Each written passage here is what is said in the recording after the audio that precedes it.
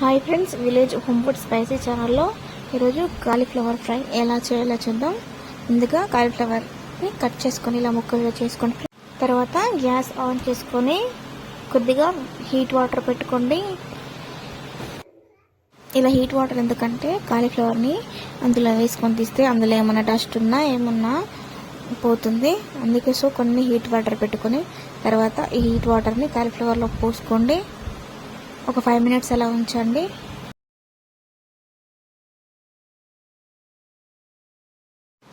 ఇలా 2-3 times ఇలా కలుపుకొని వేరే గిన్నెలోకి తీసుకోండి. మన డస్ట్ ఉంటే వెళ్ళిపోతుంది. తర్వాత గ్యాస్ ఆన్ చేసుకొని ఇప్పుడు ఇలా నాన్ స్టిక్ కడాయి పెట్టి అందులో 3 spoons ఆయిల్ వేసుకోండి. ఫ్రైకి కాబట్టి 1 spoon ఎక్కువ వేసుకున్నా పర్లేదు. నేనైతే 3 spoons వేసుకుంటున్నాను. అందులో కొద్దిగా జీలకర్ర వేసుకోండి.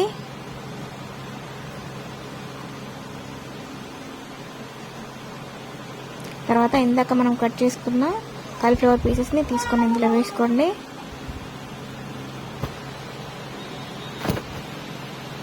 ఇలా 1-2 times కలుపుకోండి.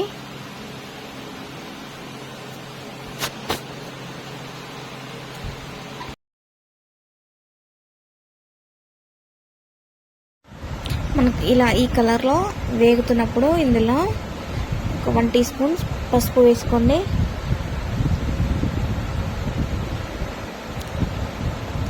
తర్వాత ఇందులోనే కొద్దిగా అల్లం వేసి మిక్స్ చేసుకోండి.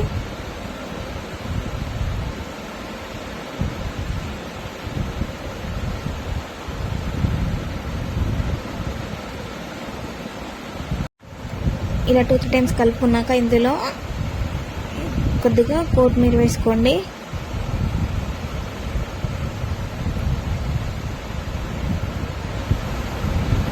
ఇప్పుడు గ్లాస్ పెట్టుకోండి.